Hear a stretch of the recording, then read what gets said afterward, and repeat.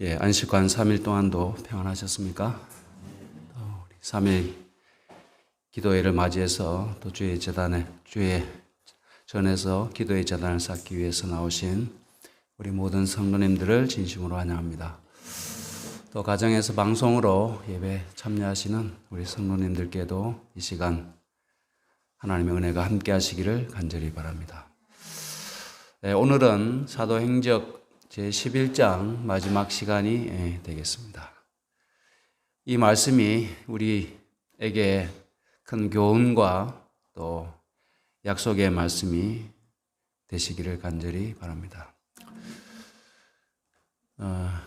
우리 지난 시간에 주의 성령께서 사마리아에서 사업이 매우 흥황하고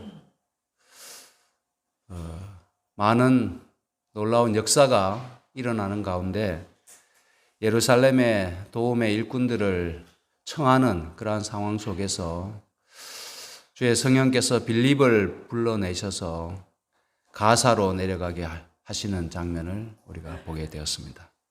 또 거기에서 에티오피아 겐다게 여왕의 내시 제무 대신이죠. 그를 만나서 이사야서에 나타난 메시아에 관한 예언을 해석해 주는 장면, 또 그 말씀을 듣고 그리스도에 대한 확신을 가지고 침례를 받는 그런 장면까지 우리가 살펴보게 되었습니다. 이 사건이 우리에게 주는 교훈이 무엇인가? 사건을 사도행전에 기록한 이유가 무엇인가? 우리가 곰곰이 생각해 보게 됩니다. 이 선교의 세 주체가 있다고 생각이 되는데요. 여기 보면 에티오피아 내시 선교의 대상자가 있고, 또 그 진리에 갈급하는 한 영혼에게 또 진리를 이미 알고 있는 사람을 연결시켜주는 성령님께서 계십니다.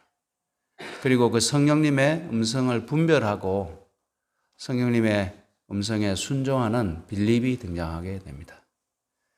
그래서 이 새 선교의 대상, 주체들이 함께 뭔가 조화가 되고 또 타이밍이 맞을 때 선교의 열매가 맺히는 것 같습니다. 이 에티오피아 사람은 빌립과 같은 선교사들, 곧 하나님의 음성을 듣고 하나님께서 그들을 보내시는 곳으로 가는 사람들에게 가르침을 받아야 할 많은 계급의 사람들을 대표한다. 그래서 에티오피아 내시는 하나님께서 가라고 하시는 곳에 사람들을 보내실 때 그 사람들을 통하여 가르침을 받아야 할 여러 종류와 계급의 사람들을 대표한다고 하는 것입니다. 성경을 읽지만 그 참된 의미를 깨닫지 못하는 사람들이 많이 있다. 여러분들 실제로 그렇습니까? 많은 교회에 다니시는 분들도 평생을 교회를 다니지만은 성경의 참된 의미를 깨닫지 못하고 교회에 다니는 분들이 주변에 참으로 많이 있는 것입니다. 성경을 읽지만 그 참된 의미를 깨닫지 못하는 사람들이 많이 있다. 세계 도처에서 남녀들은 하늘을 동경하며 바라보고 있다. 빛과 은혜와 성령을 갈구하는 영혼들의 기도와 눈물과 탐구가 하늘로 올라가고 있다. 많은 사람들이 다만 거두어 들임을 받기를 기다리면서 하늘나라 경계선에 있다. 우리가 이 사실을 생각하게 될 때 참 신앙에 관심이 있는 사람들을 찾아보기 어려운 이 시대에 이 말씀이 우리에게 다시금 그들에 대한 관심을 갖도록 우리에게 촉구하는 말씀인 것 같습니다. 그래서 빛과 은혜와 성령을 갈구하는 영혼들이 우리 주변에도 있다는 사실을 기억하고 성령께서 우리를 누구에게 보내시는지 어디로 이끄시는지를 항상 귀 기울여 들으면서 우리가 주의 일을 할 수 있게 되기를 간절히 바랍니다. 반드시 그 사람이 멀리 있는 것은 아니겠죠. 또 외국에 나가야 선교사로 일하는 것이 아니라 내가 있는 곳에서 주의 일을 우리가 할 수 있는 것입니다. 한 천사가 빛을 구하고 복음을 받아들일 준비가 된 사람에게 빌립을 인도한 것처럼 오늘날도 천사들은 성령께서 저희 혀를 성화시키고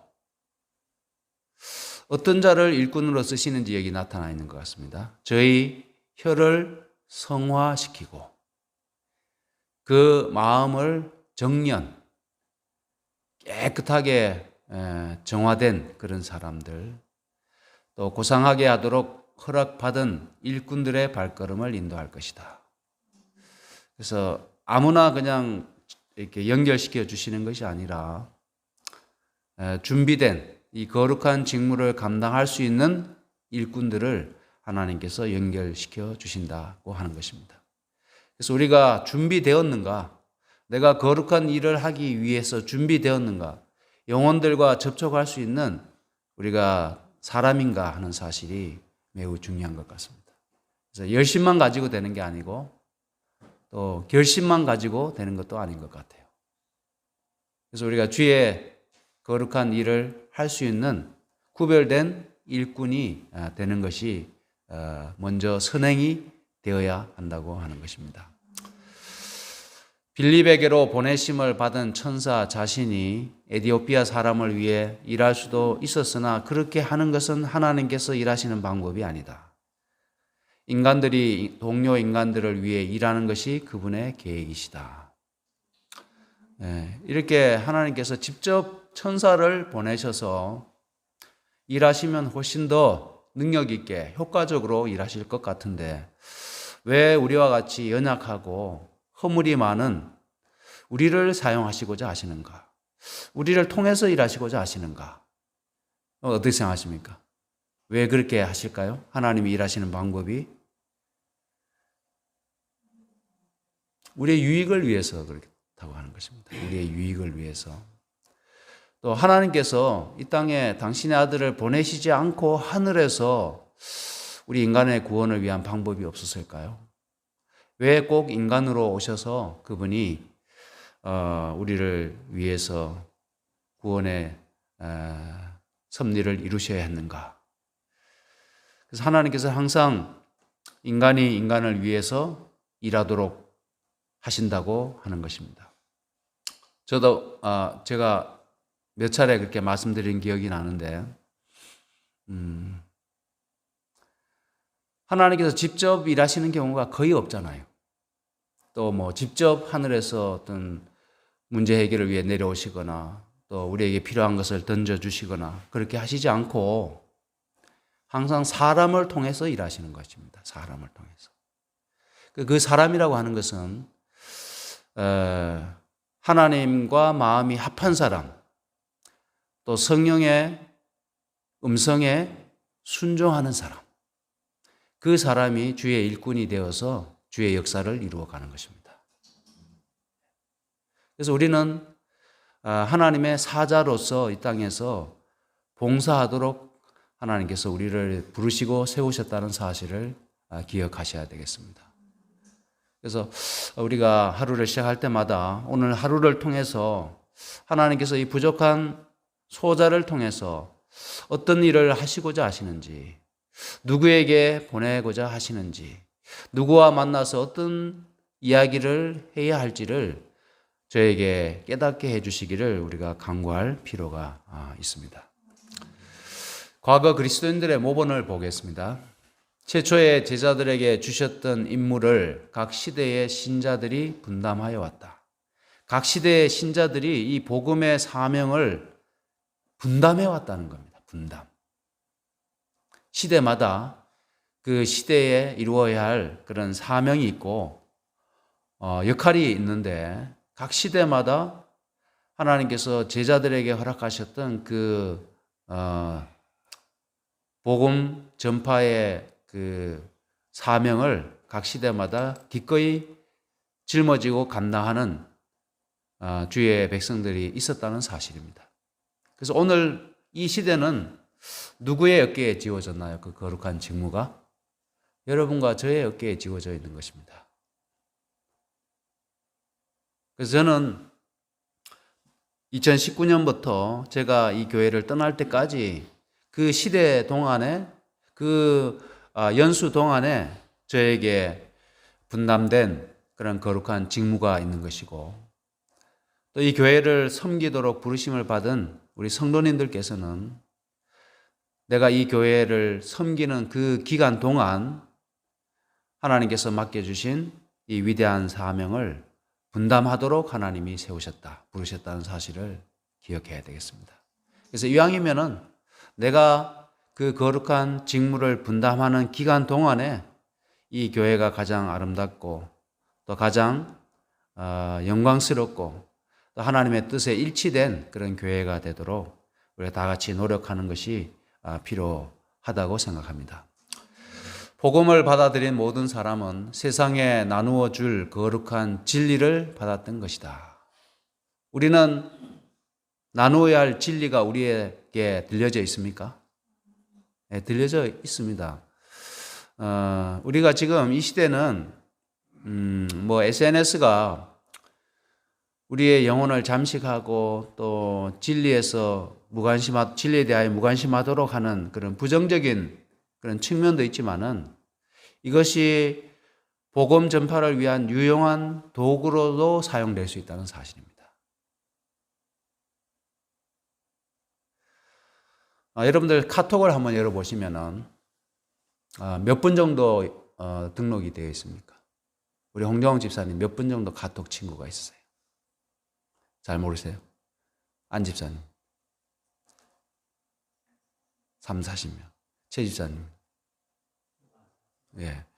이 친구 딱 보면 그 숫자가 들어 있습니다. 숫자가 나옵니다. 보통 사람들이 많은 사람은 몇천 명 되고 몇백 명 되고 저도 한 6, 700명 되는 것 같아요. 그러면 그 사람들에게 복음을 전할 수 있는 손쉬운 방법이 있습니다. 우리가 기도하면서 항상 그들을 잘 살피고 관심을 가지고 이렇게 돌아보게 되면 그들에게 복음을 전할 수 있는 기회들이 반드시 포착이 된다고 생각합니다. 그래서 우리가 예수님에 대해서 우리가 그들에게 전해야 할 가장 본질적인, 가장 핵심적인 기별은 예수에 관한 기별이 아니겠습니까? 예수님에 대해서. 그러면 우리가 시대의 소망을 읽다가 예수님의 생에 대한 그런 부분을 우리가 말씀을 읽다가 너무 말씀이 감동적이고 내 마음에 와닿았을 때 그 부분에 대해서 사람들에게 말씀을 보낼 수가 있겠죠. 그렇죠? 예수님의 생애. 십자가를 지시는 장면이라든지 이 땅에 그분이 오신 목적이라든지 그분이 병든 자와 연약한 자들을 사랑으로 치료하시는 그러한 정말 감동적인 장면들이 얼마나 많이 있습니까? 그 말씀들을 읽고 내가 감동하고 많은 것이 아니라 그것을 누군가에게 전달하게 되면 그 가운데서 마음이 열리고 준비된 사람이 그 말씀을 통해서 하나님의 영이 그에게 역사하게 되는 것입니다. 그래서 예수님에 관한 기별은 우리에게는 얼마나 풍성하고 얼마나 감동적인 기별이 우리 손에 들려져 있습니까? 일반 교회에서는 시대의 소망이라고 하는 책 자체가 없잖아요. 그들이 사복음서 가지고 말씀을 전할 때 물론 그 성경 말씀이 살았고 능력이 있지만은 그 말씀을 풀어서 감동적으로 해설해 놓은 시대의 소망은 많은 사람들이 쉽게 예수님을 이해하고 받아들일 수 있는 강력한 기별이 된다고 저는 믿습니다. 또 건강기별도 마찬가지죠. 건강기별 식생활에 관한 겉면이나 거기에 이 시대에 필요한 말씀들이 얼마나 널려 있는지 모릅니다.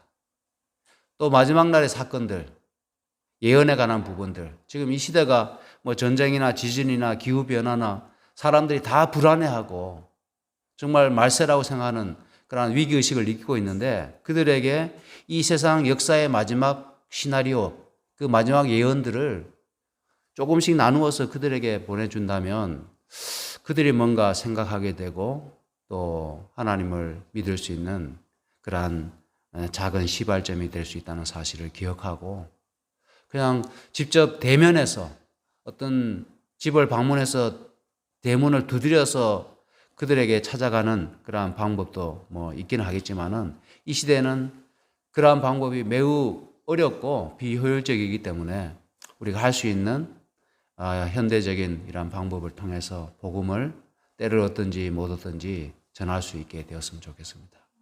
그래서 우리 교회가 숫자가 많지 않다 할지라도 스마트폰을 뜨고 카톡을 할 수 있는 사람이라고 하면은 누구든지 복음을 그렇게 전할 수 있다고 하는 것입니다. 하나님의 충실한 백성들은 언제나 적극적인 선교사들. 여기 적극적이라 했잖아요. 그죠? 적극적인 선교사. 뭔가 항상 기다리기만 하고 너무너무 신중하기만 해서 기회를 다 놓쳐버리는 그런 선교사가 아니라 뭔가 내게 주어진 기회를 포착해서 적극적으로 그렇게 복음을 전하는 적극적인 그리스도인들이 되어야 되겠습니다. 그분의 이름의 영광을 위하여 그들의 재산을 바치며 또한 그분의 사업을 위하여 그들의 재능을 현명하게 사용했다. 그들을 보니까요. 그분의 이름의 영광을 위하여. 여러분들 우크라이나 전쟁할 때 지금 전쟁 중에 있는데 그 우크라이나 병사들이 그 정말 두려운 전쟁터에서 이 전투에 임하면서 자주 그들이 외치는 말이 있습니다. 여러분들 혹시 기억나세요? 보신 분들 계십니까? 우크라이나의 영광을. 우크라이나의 영광을. 그들이 목숨 걸고 전투에 임하면서 그들의 어떻게 보면 목숨을 던질 만큼 그들이 무엇을 위해 기꺼이 젊은 피를 흘릴 각오가 되어 있는가 하면 우크라이나의 영광이 영원하도록 그들이 그렇게 하는 것입니다. 그래서 우리 어떤 개인의 영광을 위하여 혹은 내 인생의 행복을 위하여가 아니라 하나님의 영광을 위하여 우리가 부름을 받았고 우리 삶의 목적이 그러한 방향으로 정해진다면 우리 삶이 자연스럽게 달라질 수 있을 것이라고 생각이 됩니다. 나의 영광이 아니라 나의 안락함이나 나의 행복이 아니라 주의 영광을 위해서 우리가 살도록 우리가 부르심을 받았습니다. 그러다 보니까 그들의 재산을 바치게 되는 겁니다. 내 보물이 있는 곳에 내 마음이 가잖아요. 그죠? 보물이 있는 곳에 마음이 있잖아요. 그래서 우리가 주의 사업을 위해서 재산을 바치는 사람은 그만큼의 관심이 있기 때문에 바치기도 하지만은 바치게 되면 관심이 가게 되어 있습니다. 네. 그래서 그들이 정말 크든 작든 그들이 가진 재산을 주의 사업을 위해 바치면서 또 그분의 사업을 위해 재능을 사용하면서 그들이 주께서 맡기신 사업을 분담해 왔다고 하는 것입니다. 과거 그리스도인들의 무화적 수고는 무화적 수고입니다. 자신을 전혀 드러내거나 또 자신을 염려하거나 그렇게 하지 않고 무화적인 수고로 한 봉사들이 우리에게 한 실물 교훈이 되고 격려가 되게 되는 것입니다. 하나님의 교회의 신자들은 선한 사업에 열심을 내어 세속적인 야망을 끊고 선을 행하셨던 그분의 발자취를 따라가야 한다. 하나님의 교회의 신자들은 선한 사업에 열심을 내어야 합니다. 열심. 제가 지난번에 설날 안식일에 우리의 마음가짐에 대해서 말씀드린 적이 있는데 뭐 다 잊어버리셨죠? 저도 처음에 초심, 일심, 또 충심, 중심, 전심, 그다음에 열심 있었잖아요. 그래서 우리가 선한 사업에 열심, 뜨거운 마음으로 일할 때 뭔가 변화가 있고 결과가 따르게 되어 있는 것입니다. 그래서 우리가 지금 모든 것을 할 수는 없죠. 우리 교회 사정상. 그런데 우리가 지금 감당하고 있는 이 일, 그 일에 충실하고 열심히 한다면 주께서 우리를 도와주셔서 우리 교회가 주의 뜻을 이루는 교회가 될 줄로 생각이 됩니다. 그래서 우리가 하고 있는 일에 자부심을 가지고 또 확신을 가지고 선한 사업에 열심을 내어야 되겠습니다. 또 그들의 마음가짐은 어떠했는가 하면 그들은 동정과 사랑이 충만한 마음으로 도움이 필요한 사람들을 돕고 죄인들에게 구주의 사랑을 알게 했다고 하는 것이죠. 그래서 우리의 마음은 동정과 사랑으로 충만한 마음이 되어야 되겠습니다. 동정이 뭔지 아시죠? 그래서 지금 성경이나 예언의 신에 말씀하는 동정은 값싼 동정이 아닙니다. 어떤 우월감에서 없는 사람들을 그냥 좀 어떻게 보면 그냥 불쌍히 여기는 정도가 아니죠. 여기서 동정은 뭐에 더 가까운가 하면 사실은 공감에 더 가깝습니다. 공감.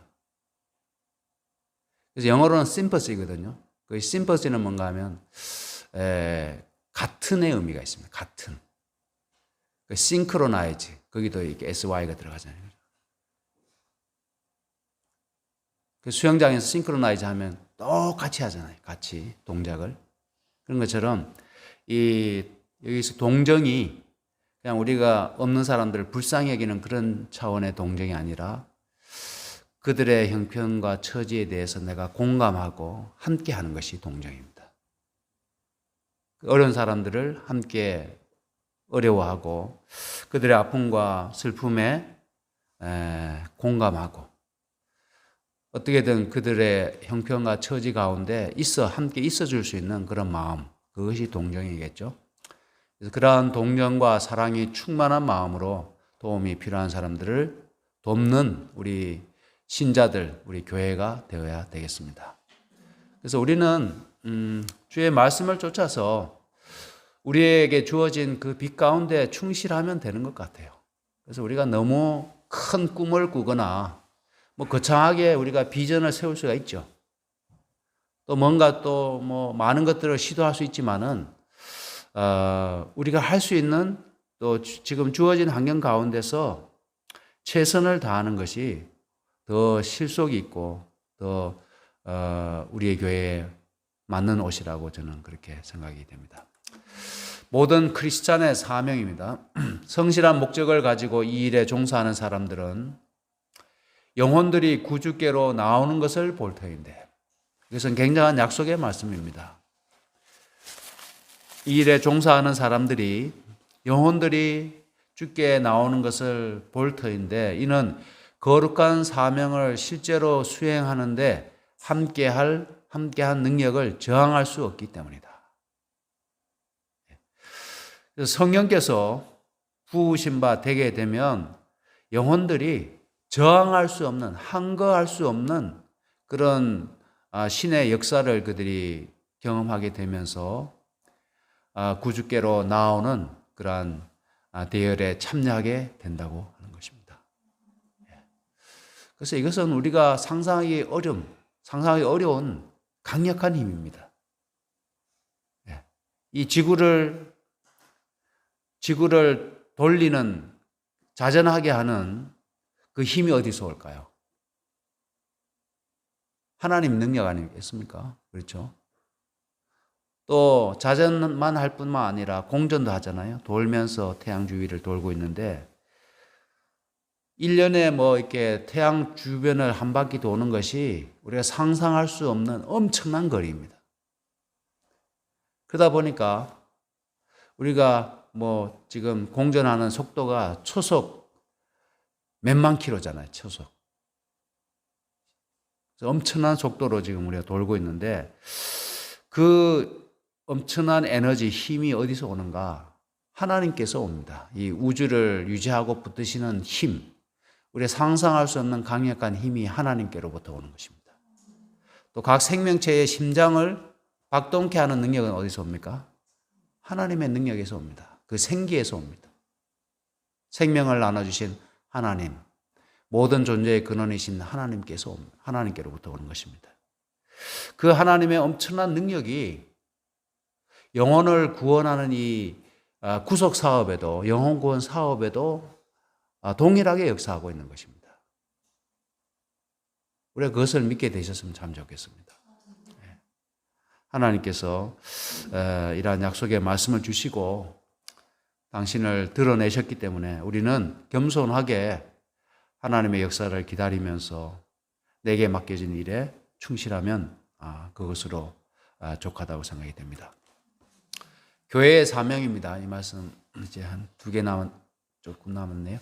교회의 사명인데요. 이 교회의 사명이라고 하는 것은 온 교회가 초청을 전해야 할 책임이 있다. 그 초청을 들은 모든 사람들은 산과 골짜기에 오라고 외치면서 그 기별을 널리 전해야 한다. 우리 교회가 해야 할 책임은 초청하고 그들을 교회로 인도하는 그런 책임이 우리에게 있습니다. 그래서 우리가 전도회 때마다 우리 주변에 있는 사람들 또 내가 평소 알고 지내는 친지들을 초청하는데 그 초청이 매우 중요한 책임이라고 하는 것입니다. 중요한 책임. 그래서 초청받고 와서 잔치 자리에 참여했는데 영적인 그 말씀의 잔치에 참여했는데 그 잔치에 참여한 이후부터는 그 말씀을 듣고 판단하고 선택하고 결정하는 것은 누구 몫입니까? 그 자신의 몫입니다. 그들을 이곳에 앉히는 것까지는 우리의 몫이지만은 그 이후부터 말씀을 듣고 그다음에 성령께서 그의 마음에 역사할 때 그것을 거부하든지 거절하든지 아니면 그 수용하든지는 그 개인에게 달려 있는 것입니다. 그래서 우리는 그러한 영혼들에 대한 거룩한 부담을 가지고 겸손하고 또 헌신적인 그러한 자세로 우리에게 포도원 주인께서 맡기신 사명을 우리 감당해야 되겠습니다. 그래서 원래는 10월 15일부터 19일까지 이제 전도회가 잡혔는데 그 기간 동안 원래는 좀 많이 남았잖아요. 기간이 많이 남았는데 그 기간 동안에 우리 지역 사회 봉사 활동도 열심히 하고 또 우리가 하고 있는 뭐 숙든 봉사나 영적 친교반 활동들을 충실히 하고 또 소그룹에서 여행 갈 때 구도자들도 함께 좀 동참시키면서 잘 사귀어서 우리 10월 달에 이 말씀의 잔치가 풍성한 영혼의 수확이 있도록 우리 그렇게 한번 경영을 하게 되었으면 좋겠습니다. 그래서 우리가 함께 그러한 동일한 목표를 가지고 기도하면서 우리 주께 헌신하게 되면 주께서 반드시 거룩한 능력으로 우리와 함께 하실 줄로 그렇게 확신을 합니다. 온 교회가 봉사의 정신을 가지고 각자의 능력에 따라 자 여기다 밑줄을 쳐놨습니다. 온 교회가 봉사의 정신을 가지고 각자 자기의 능력에 따라 그분을 위해 일하게 될 때 일하게 되기를 하나님께서는 오랫동안 고대해 오셨다. 온 세계는 오래지 아니하여 경고를 받게 될 것이고 주 예수께서는 능력과 큰 영광으로 이 땅에 재림하시게 될 것이다. 이 천국 복음이 모든 민족에게 증거되기 위하여 온 세상에 전파되리니 그제야 끝이 오리라. 그래서 우리가 봉사의 정신을 가지고 자기 능력에 따라서 국내외에 필요되는 분야에 들어가 맡겨진 일을 열심히 할 때 주께서 이 땅에 재림하시게 될 것이라고 하는 겁니다. 그래서 이 재림의 약속, 재림에 관한 예언은 그 예언의 성취는 일정 부분 누구에게도 달려있는가 하면 우리에게도 달려있는 것입니다. 다른 많은 예언들은 어떻게 보면 하나님께서 그 예언을 성취하시고 이렇게 되지만은 온 세상에 복음을 전함으로써 예수님의 재림이 오게 되는데 그 복음 전파를 통해서 재림이 성취되는 이 예언은 우리의 손에 달려있다는 사실을 말씀을 하고 있습니다. 그래서 지도자의 사명은 하나님의 교회에서 지도자로 세움을 입은 이들은 그분의 이름을 믿는 모든 사람에게 구주께서 사명을 주셨다는 사실을 깨달아야 한다. 뭘 주셨다고요? 사명을 주셨습니다. 미션이죠, 미션. 심지어 하나님께서는 성직의 성별함을 받지 아니한 많은 사람들도 당신의 포도원에 보내실 것이다. 안수받지 않는 그러한 사람들도 주의 포도원에 일하도록 보내실 것이다. 그런데 구원의 기별을 들은 수백 명, 수천 명의 사람들이 어떤 분야에서 활동적으로 봉사할 수 있는데도 여전히 장터에서 한가로이 놀고 있다. 비유 가운데 나오는 말씀이죠. 포도원에 일하러 들어가야 되는데 그냥 장터에서 앉아서 놀고 있는 것입니다. 그래서 어떤 분야에서 활동적으로 봉사할 수 있는가? 내가 어떤 분야에서 활동하고 싶어 하는가? 그러한 개인의 어떤 능력과 개인의 어떤 달란트에 따라서 그렇게 배치가 되어야 되겠지만은 보다 더 중요한 것은 뭔가 하면 자원하는 심령인 것 같습니다. 자원하는 봉사. 그럼 자원하는 봉사를 통해서 우리가 활동적인 그런 선교를 감당하게 됩니다. 마지막 말씀입니다. 이 사람들에게 그리스도께서는 말씀하신다. 너희는 어찌하여 종일토록 놀고 여기 섰느냐. 그러고는 너희도 포도원에 들어가라고 부언하신다. 왜 더 많은 사람들이 이 부르심에 응하지 않는가? 저희는 설교자가 아니라고 스스로 변명하기 때문인가? 나는 목사가 아닌데, 나는 장로가 아닌데, 이렇게 스스로 그렇게 변명하기 때문인가? 헌신한 무수한 평신도들이 설교단 밖에서 해야 할 큰 사업이 있다는 사실을 그들로 깨닫게 하라. 이 교회 안에서뿐만 아니라 이 교회 밖에서 해야 할 큰 사업이 있다는 사실을 깨달을 때 우리가 주를 위해서 더 많은 분야에서 활동적으로 우리가 봉사할 수 있게 될 것입니다. 그래서 우리가 눈을 크게 뜨고 내 주변에 접촉하는 많은 사람들이 그들과 나의 어떤 관계의 성질이 무엇인가? 내가 그들과 지금 만나고 있는데 내가 그들을 위해서 돈을 사용하는데 내가 그들을 위해서 시간을 사용하고 있는데 어떤 목적으로 무엇을 위해서 그렇게 하고 있는가? 내 만족과 내 행복을 위해서 그렇게 하는가? 우리가 생각하면서 그들의 영혼을 구원하기 위한 그러한 목적이 우리의 바탕에 깔려 있어서 모든 관계 전도, 관계 중심적인 전도를 우리가 할 수 있게 되기를 간절히 바라면서 오늘 이 시간 말씀을 마치겠습니다.